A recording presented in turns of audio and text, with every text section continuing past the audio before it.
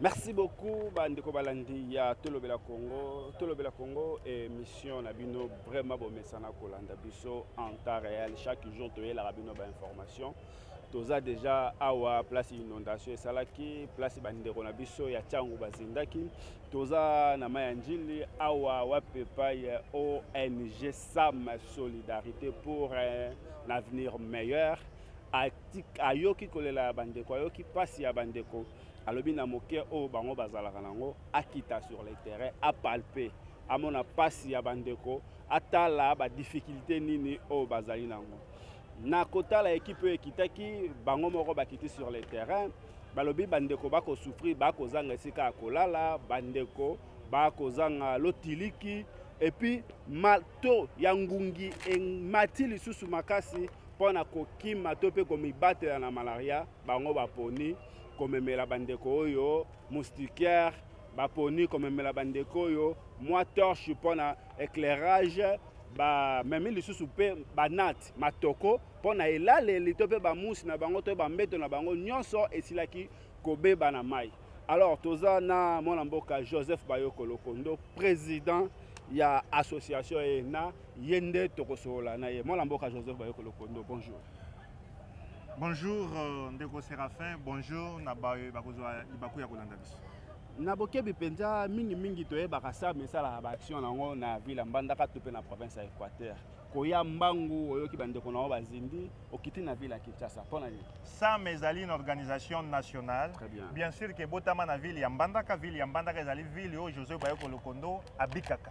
Ezali mboka na ye kasi SAM ezali na caractère national. Très bien. Ndenge tozali koloba sikoyo coordonnateur national ya ONG SAM yazali na Guado. Okay. Guado ezali ville ya Mbandaka te Guado ezali na Nord Ubangi. Azali kuna pe kaka pona kosunga population na cadre ya projet mosusu. Akokende pe na Sud Ubangi na Gemena pe pona kosunga kaka population. Na yango tovandaka nde na Mbandaka ke SAM elikama nyonso ekoleka na République démocratique du Congo SAM esengeli intervenir. Ndenge lelo tozoyeba kotokoma na Goma te kuna kote bandeko na biso bazali kotungisama na Bukavu pona nzela ezali te. Soki tozwi nzela tokokende pe Bukavu, soki tozwi nzela tokokoma pe Goma pona to assister ba population. Yango tobengi solidarité pour un avenir meilleur. Donc tomi sunga pona lobby ezala malamu. Talaka na libaku oyo ezalaki na ville ya Kinshasa ndenge ba mai ezindisaki bandeko, ce sont des milliers de Congolais bazaki na se ya mai na kotalaka bilili na kotalaka rapport oyo équipe na biso ya SAM Kinshasa ekitaki awa epesaki biso motema pasi. Tozela te kaka ke partenaire moko auta poto apesa biso misolo pona tosunga bandeko na biso. Misolo oyo tomelaka ba bière, misolo oyo tofutaka transport, misolo oyo tosombaka mega, misolo oyo tosombaka unité ekoki pe kosunga biso tomona ke congolais moko azolala za même pas na etoko na somba bière te na sombela etoko na pesa yi. Na yango on va y arriver. Na yango on va anticiper réponse na yo. Mutune ezali boye. Tango koloba misolo oyo tosombaka nango bière misolo na biso moko mais bato balobi ete ezande misolo ya l'état te l'état nde a financé l'état congolais atikali kopesa SAM na lomenya moko te. Misolo oyo SAM asombi mwa biloko oyo yo moko participer ndenge tokabolaki yango euti obena ba cotisation na biso ba membre ya SAM. SAM ezali asbel ezali kosangisa bato nyonso tu oyo basengi basunga bato oyo basengeli basungana meme yo kopesaka ba contribution na SAM pona ezali organisation ya société civile ezali na incompatibilité na mosala na ya mopanzi sango te bandeko ebele pe bapesaka ba contribution na yango ezalaka na caisse ya SAM soki tozali na action tolingi tomene tokomeni yango na misolo wana gouvernement congolais atikali kopesa biso na lomenya te kasi soki alobi ke na expérience SAM ezali na yango na ba information SAM ezali na yango na répertoire SAM ezali na yango na ba sinistré sur terrain que gouvernement se servi na biso comme un pio pona asunga population tokoboya te kasi action oyo t'organiser yango na misolo na biso moko ya caisse ya ONG Solidarité pour un avenir meilleur. Merci beaucoup mwana mboka Joseph Bayoko Lokondo. Awa to yaki kotala bandeko ba difficulté penja nini o bokutani na bandeko baza nango parce que ba kolanda biso de partout bato baza na besoin basunga na mosika bakosala ndenge nini awa sur le terrain moi ndambo boye nango nini penja ezali oyo bazangi nyonso ils sont dépourvus de tous. Très bien. Oh baba penza tout avec S. Biloko nyonso na bango ekei na mai oyo ozomona oyo. Ekei déjà kuna na fleuve. Biloko nyonso batikali nana eloko te. Baza même pas na esika bakolala, baza même pas na esika bakosumba, baza même pas na eloko bakolia, baza même pas na courant. Na yango biso totalaki na makoki na biso ezali limité. Nini nde tokoki kosala oyo ekoki komeka un peu ko résoudre problème na bango. Nazali ko rappeler awa ki échantillon oyo biso topesi eza kokoma même pas 1%. Okay. Même pas 1% de la population concernée dans le sinistre. Mais tout ça, c'est un bel symbole. Faisons notre part de colibri. La femme africaine ne peut donner que ce qu'elle a. Yango biso to somba ki obele banate o ya lufu moi matoko wana ezalaka ya moi épaisseur wana. To sombi ba torche pour na courant ezali awa te esine la ko tinda courant na situation ya mai boete no ki bato bakokufa. To sombi un lot important ya ba torche to pesi bango. Pe to moni que ndenge mai mataki ndenge biloko nyonso ekendeki bangungi bakomi ebele pe bandeko oyo au-delà ya kozala na sinistre oyo ya mai au-delà ya kobika na bacondition ya mabe baza koriske pe batombe na malaria. Yo moko oyebi malaria ndenge ebomaka na mboka na biso.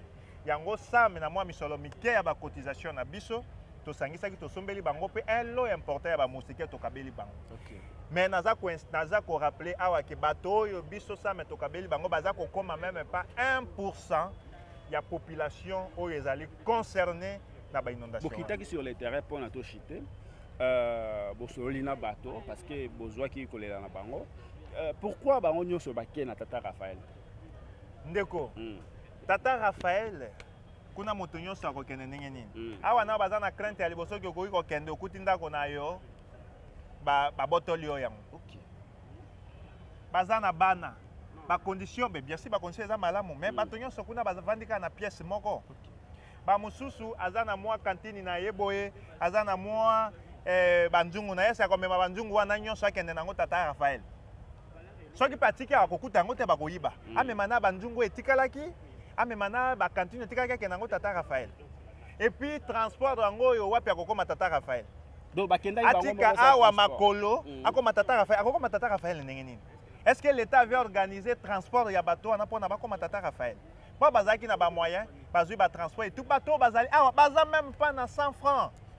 Même les transports, oui ko mener bango na Tata Raphaël baza na yango te. C'est pourquoi ils ont choisi de rester ici.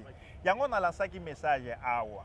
Na lobaki que ce que le gouvernement congolais a fait c'est bon. Ya kozwa ba site pona ko vandisa bato. Kasi bato oyo baza na ba site wana o bavandi na bao batikali bazali ebele koleka o bavandi. C'est comme si ba autorité nyonso baza koleka kaka na Tata Raphaël. Baza koleka kaka na stade de martyrs. Baza ko bosa na ke bisika oyo ba inondation esalemaki bato batikali ebele. Na félicité pe fondation Denise Nyakero na mosala malamu oyo aza kosala kuna mais esuka kaka na Tata Raphaël te. Et il y a peine à terrain. Alors, les réalités que nous avons palpées sur le terrain sont insoutenables. Nayango Sengeli Bandeko Oyo Bazala assisté. ONG Solidarité pour un avenir meilleur n'a pas moyen de bord na amener banquette. Azape ko continuer ko identifier ba sinistré. Ce qui l'État congolais. Top organisation mosu selinge sunga bandeko oyo bakoki ko leka à travers ONG Solidarité pour un avenir meilleur afin que topé sa bango répertoire autozai na yango ya bateau bazai ko bikama be victime ya ba inondation oyo pona esunga bango pe koza malamu. Message na yo mbela na bato nyonso bakolanda biso na monde entier tokozali. Message na ngai ezali boy. Ba oyo bazindi baza ba congolais lokola biso. Biso toye na muke tozwaki topesi. Congolais nyonso ou soit moto nyonso ya motema malamu oyo alingi kosunga bandeko site yebani bisika oyo ezindaki yebani polele akoka koleka ya kosunga bandeko directement soki pe alingi asunga bato à travers ONG na biso pona tozana expérience na terrain akoka ko contacter biso à travers site internet na biso ezali www.ong-sam.org.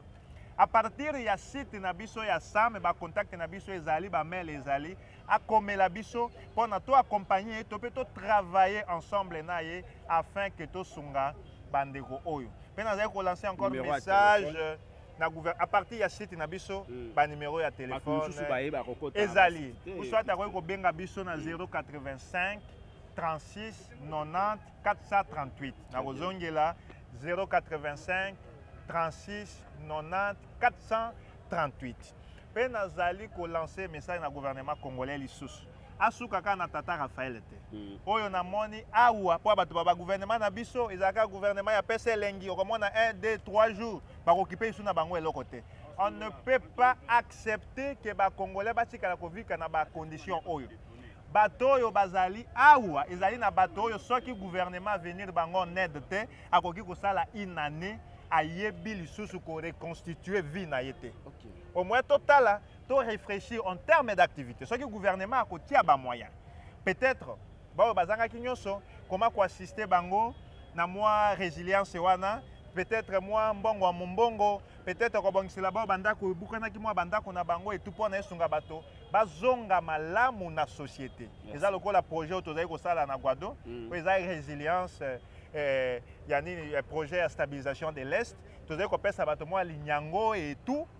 Comment ça se passe parce que tu dois exécuter déjà un projet dans ce sens. Donc le gouvernement doit tout faire. Et à la tête, quand il une semaine, il y a inondation. Très bien. Gouvernement zali tata, biso tozali bana, il faut ayeba ndenge nini likambo yo akende na yango tina suka pona permettre bato yo bazala assister pona bazonga bakota na réintégration sociale pour na babika malamu bangona banana bango. Merci beaucoup bandeko balandi a vraiment des places to chité na entretien na biso ya mokolo malelo to kosenga na bino vraiment bo partager ba vidéo oyo et comme la bandeko mususu ope bazana likanisi ya kosunga bandeko et kosala bien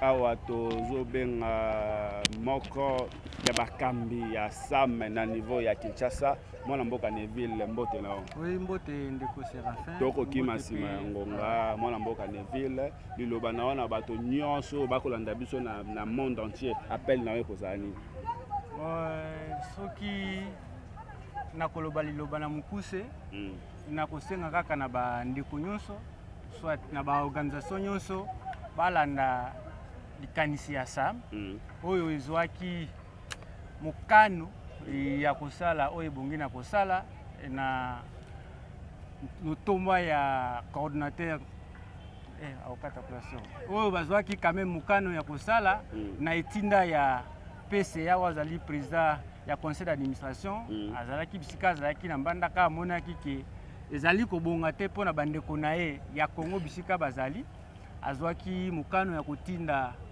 bai Sam ba oyo bazalaka na Kinshasa bakende batala nano na mukuse et puis tokomaki totalaki oyo esengeli tosala et puis topesaki rapport. Merci Neville. Message et pas bateau bakolanda biso basala nini na bateau parce que bino bosali par na bino nini ezozanga pa bateau bakolanda biso. Bon message ya mukuse ezali kaka balanda likanisi ya Sam et puis oyo akoki kosunga ala asunga site ya Sam ezali wana aluka Sam ye moko pe akoki kokende akoki kosunga bandeko mboko mibale misato ekozala kaka malamu na kati ya RDC. Merci beaucoup bandeko balandi tokutani prochainement.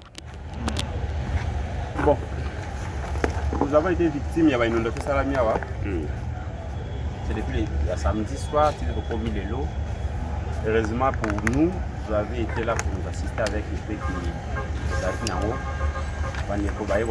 Déjà bon, on dit merci pour le geste. Mais ce qui s'était passé, bon, je vous donne l'idée par rapport à ma taille. Moi, il vient déjà à l'école. Ok. Imaginez les dégâts. Vous voyez ma taille, vous allez mettre combien? C'est ici que maille est comme l'enga. Tout ce qu'on pouvait faire, c'était évacuer, poser enfants. Nous sommes contentés au Batila. On n'a pas tenu au Batila. Au-delà de ça, il y a des pertes en vie humaine. Vous voyez, les bateaux en côté. Mais moi, j'étais logé à Awa parce que c'est un grand niveau. De mes yeux, j'ai vu 3 corps. Okay. 3 corps passés ici. C'est la rivière Kala. La rivière Ndili, hein? La rivière Ndili, c'est pas là. Oui, la rivière Ndili. À distance, il y avait une famille parce qu'ils ont tenté de se réfugier sur le toit, mais ça n'a pas tenu cédé. La maison s'est écroulée avec les enfants et les... C'est à loin que tout le monde a des dégâts. Mais là, il y a seulement parce qu'on n'a pas vu. Les 3 corps qui a, tout le monde qui a occupé qui a, mais du coup on a vu. Et il y a même des meubles, il y a des cas avec la pression, les courants de l'eau, les meubles, les autres, vous sentez que c'est plus une maison qui passe. Les coups, on va banga, on peut tenir facilement c'était ça fait pratiquement 13 ans que je vis dans ce quartier, c'est la première fois que je parle. 13 ans. 13 ans que moi je suis ici, c'est la première fois que cela arrive. On va voir le temps où ils ont été, je parle, c'était et ce qui s'était passé en 2019, les Arabes étaient. Jamais, nous on n'a jamais connu ça. Ok. On apprend à distance, on a nous, on aime Awa. Moi personnellement, 13 ans que je suis dans ce quartier, toutes les pluies, et comment ça va des dégâts. C'est la première fois. Avez-vous un message particulier à lancer soit au gouvernement, soit à toute personne de bonne volonté? Je crois, s'il y a un message pour lancer aux personnes de bonne volonté que vous êtes, que vous représentez au moins. Ok. Nous avons fait notre part. L'ONG Solidarité pour un avenir meilleur a fait sa part. Sa part de colibri. Nous avons donné le meilleur de nous-mêmes. Nous avons amené les nattes, les moustiquaires, les torches que vous avez vues. Mais je demande plutôt un message à lancer à d'autres personnes de bonne volonté au gouvernement par rapport à cette situation. Je commence par vous encore. Il y a d'autres qui ne sont pas encore là. Okay. Ceux qui ont des moyens peuvent toujours aider parce que dans la situation beaucoup plus catastrophique, ils peuvent toujours aider. Il y a des ceux qui sont encore dehors, ils n'ont même pas une natte pour passer la nuit. Moi qui vous parle, ça fait 4 jours que je suis là, on a Toko, chose que je n'ai jamais connue dans ma vie. Mais qu'à force de manger, on n'a pas le temps. C'est comme ça qu'il a renvoyé par un homme musical, le temps qu'il remet les choses en ordre. Il y a des personnes de bonne foi qui peuvent avoir un cœur pour aider les autres et intervenir. Les gens sont dans les besoins. Là, c'est sérieux. Les gens sont dans les besoins. Même quand il y a des choses compliquées, il y a des choses compliquées, tout devient compliqué. Donc, les personnes de bonne foi, si vous avez un cœur vraiment humain, intervenir. Mais au-delà de ça, il sera mieux d'intervenir la sécurité des gars. Quand vous appelez les gens au Boya Stade, au Boya Boy, là vous pouvez voir tout le monde, même celui qui habite à le 5e niveau, à Binga Binava sinistré. Alors qu'il n'est pas victime. À Zumou, ça va dire que la mêlée potopoto. Quand vous avez un qui n'a pas donné limité, c'est qu'il y a un maïko. C'est ça les désordres qu'on a. Un message à nos membres, parce que l'organisation que je préside, le coordonnateur est en mission. Moi, je suis le président du conseil d'administration. Mais vis-à-vis de cette situation, je ne pouvais pas laisser passer ça comme ça. Et ce que nous avons fait, les gestes que nous avons fait, c'est avec nos moyens de bord, avec nos cotisations. Quel message lancez-vous aux membres de la SAM dissimulés à travers le monde qui ont quand même contribué pour qu'on vienne en aide dans aux membres de la SAM, d'abord on dit merci de ce qu'on a reçu. Et si vous pouvez accentuer un peu avec le peu de bénédictions, des bénédictions que Dieu vous a données, tout le monde va crier à votre nom, ça c'est aussi une bonne chose. Continuez à assister ceux qui sont dans les besoins. Les trucs qui ont été distribués, sûrement tout le monde n'a pas été servi. Mais ce qu'on a reçu, on dit déjà merci. Je l'ai dit dans l'émission, même pas 1% des sinistrés. Ce que nous avons donné, ça ne couvre même pas 1%. Les membres qui ne sont pas descendus sur le terrain, qui sont à distance, qui sont en mission, qui sont en déplacement, vraiment intervenez. Je crois que ces personnes-là orienteront leur prière vers Dieu au nom. Ça sera toujours une bénédiction pour vous ainsi que pour les bénéficiaires. Merci beaucoup. Nous sommes vraiment très contents de votre présence. Merci. Merci beaucoup, cher ami. Merci. Okolobani. Ngara dobi ngakutu na lingomela mai ngana zonge pona kezo sia kosa bilama na ngai ngana meli mai sianza nzambe mwana na ngamo bale aye asimi ngai mena pesi bino merci atari loko e poliboye nzama ko bakisa biso ya mosusu o tokolona ekoleka wana me loko moko na kumisi bino merci na bino biso to boti bana mibali okay ndebo sali biso en tout cas oyo ndebo zo tambola boye nzami azwa likumu mwana mobali nyonso na vie abonga yo bino eza bana na biso babonga mena pesi bino merci yo po dindaki na mai ngai na dinaki na mai ko omeri mai ngara melakete ngara sabuki boye oyebi onage ok ngai na komisi ndenge boye na pesi bino merci mingi amen. Bon, premièrement, le message n'a pas été pour nous remercier dans notre attribution SAM. pour na ba bienfait wasali pour na ba maman tozaki na bango awa biso ba jeune ya quartier ofandaka tomonaka bato ebele bon na makambo eleki oyo par rapport ya mai oyo événement esali tomoni bamama ebele basofe makasi mais tosepeli nde attribution eyeli biso ntina makolo po biso miso tokokende mpe ti kuna bato mosusu bazokende kuna te bamama misusu toza na bango awa baza na bapasi misusu bazokaki bakotambola te mais biso topreferaki na biso tokende mais tomoni ke kuna ya mosika transport eza te mais tofandi kaka boye tomoni attribution moko eyeli biso tokwayaki te bakosala biso mwa makambo oyo mais ya koloba ebele te nzambe kaka apambola attribution oyo ya sam mpona babienfo asali mpona biso nano na bamama oyo bazolala bangungi babiloko nyonso debaki bon aparapport mwa moke oyo bapesi biso toremercie bango mpo ekosonga biso nano na tanda to bandolandela toyeba ndenge tokokozonga ya koloba eza ebele te yo oza na message. Ok, merci na bandeko na biso baye konsole biso na mokolo ya lelo na oyo nyonso bosali bosongi biso na pasi moko ya makasi neti lelo na pokwa lelo toza na torche te Torche wana epela tomoni ok bapesi biso torche na ONG na biso Sam ya Sam aye kosunga population tozindaki bandako ebungaki na bandako bato bakufaki mais na remercier tout d'abord pour la fondation oyo ya Sam ndenge baye kosoutenir biso population na mostiguer tozwi mpe na etoko ya kolalela biloko nyonso ezali mpenza kitoko mingi. Merci beaucoup mpenza matondo na baoyo nyonso mpe bazolanda biso lisusu na pokwa lelo merci na bato nyonso.